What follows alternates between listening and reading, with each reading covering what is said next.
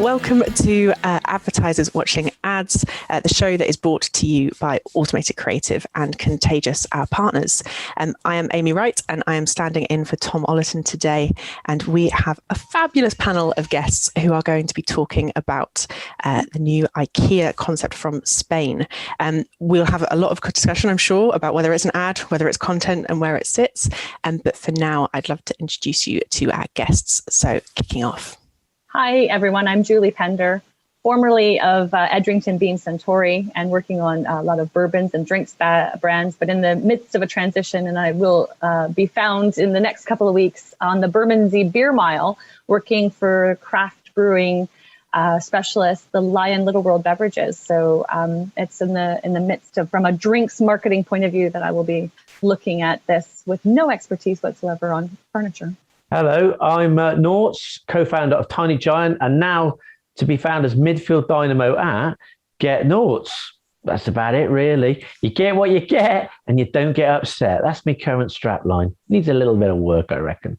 And I'm Claire Round. I'm head of brand at NCS, which is a government-funded youth organisation that's all about giving young people a voice through experiences and content.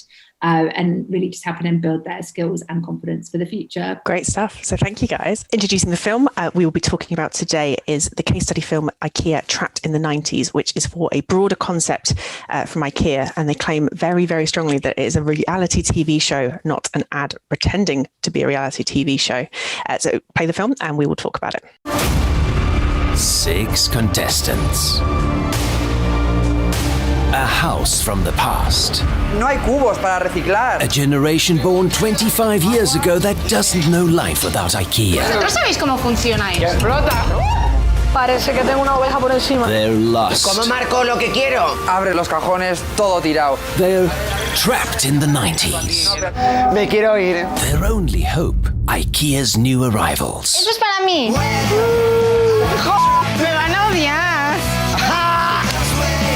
Esto es un escándalo. Follow the reality show on IKEA.es and YouTube. So what do we think? I sort of started watching it more as a piece of entertainment, I realised, as I was going on, but then my marketing brain kicked in and I'm like, I'm really interested to know a bit more about how they built the kind of campaign around it. It's like what else was going on. I presume there was lots else kind of happening in terms of social amplification and kind of backstory. So I think I'd quite like to know all of that bit, but yeah, definitely otherwise that whole thing of like, when is it an advertising and when is it kind of like content? I felt that was a really interesting space that they were playing with. I watched every single episode. Okay, I did my homework, Amy. You gave me the brief. I watched all of the episodes because they're only 4 minutes.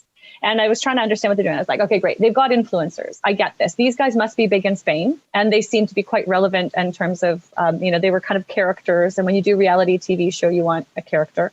But I very quickly thought to myself, this isn't an ad because they didn't place the product. There was not a huge amount of IKEA branding. It was all about these kind of individuals interacting. The Trapped in the 90s, in fairness, even in Spanish, that did sound very compelling. I was like, Trapped in the 90s, what is this going to be? This is very cool. Is it just another nail in the coffin of advertising in terms of like what advertising can do? Because obviously it's definitely not advertising. It's anything but. Is it scripted? Is it reality? Is it an ad show? What were we trying to achieve here? That is when marketers just start kind of like marketing to themselves a bit as well, isn't it? I think it was just so in its own concept. I think that it sort of lost that kind of brand piece for me. Maybe they were trying to be relevant with younger people because that was that whole kind of all of those influencers had to be, of course, born before the 90s in order to be relevant for that kind of lost Trapped in the 90s.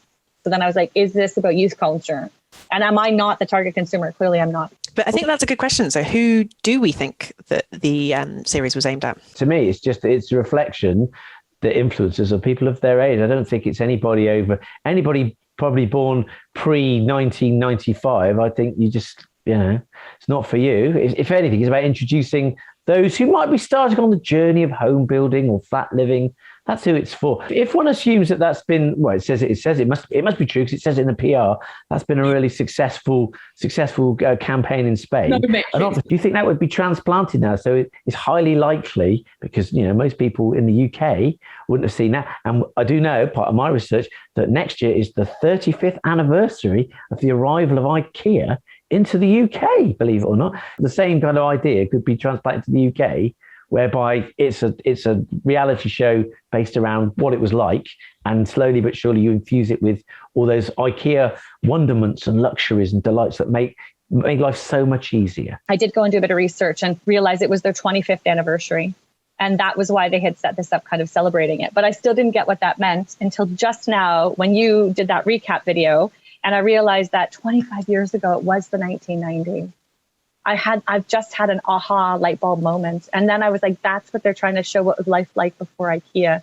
I don't think it did that for me at all. Instead, I was like, oh my God, they don't know how to use a stove. Like, I'm sorry, it's not like all stoves magically disappeared in 1990.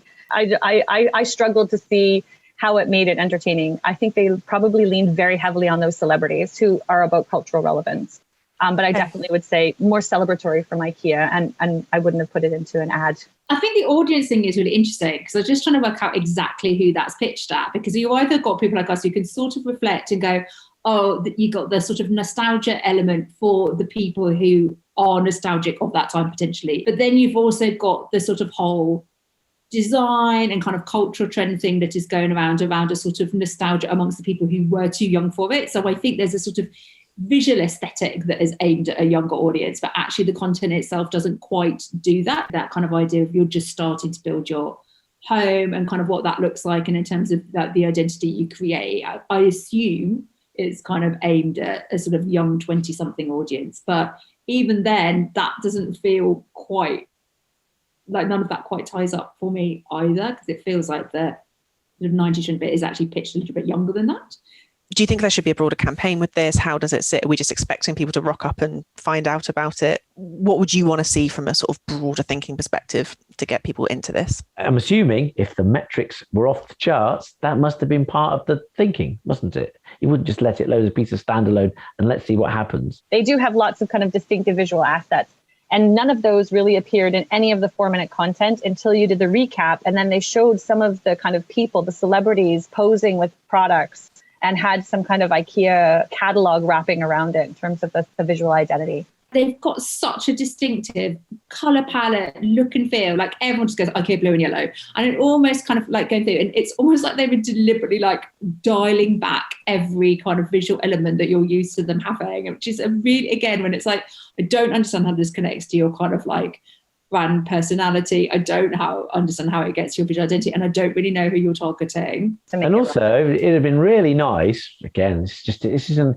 the sort of the dream kit of it, to have done some kind of campaign outside of the people in the house to actually create some advertising that's about what life was like in the 90s without IKEA. Yeah, but it's a criticism, right? So sometimes you see campaigns and you kind of, you see the brief and it's a bit too direct of a translation. But I think with this, it feels like you're going the other way and saying, actually, I can't even work out what the brief was here. It feels like a piece of content for the sake of a piece of content. I think that's why someone already had that content concept and sold it really hard. And someone went, yeah, cool. It's a classic, wasn't it? It's a classic creative bottom drawer idea that you park away. You get it out every 6 months for a client, and then no thanks. And then one day on about the 7th ask, maybe the 17th ask, you get it out there and you go, oh yeah, we'll have that. And you think, yes, finally. So it appreciates my genius. So what I'm going to ask for you to do now is on the count of 3, I'd love you to give it a mark out of 5. So if you could just hold up your hands when I say 3, show me your digits, show me how you rate it. So 1, 2, 3, let's go. Oh, okay. So we've got a 2 from Norts, a 2 from Julie, and a 3 from Julie and a 2 from Claire there. So middle of the ranking, but do we revise our opinion if it truly was metrics off the charts? Does it matter how we get there as long as we get there? They've got to combine our metric into that now. So they've got to bring in the 2.5. We've sent it crashing through the floor. I know. Okay, IKEA, please revise your brand statements and PR around this campaign, because middle of the board rankings from the team there. But thank you very much for everyone who has been watching. This has been Advertisers Watching Ads, and we will see you all next week. Thank you.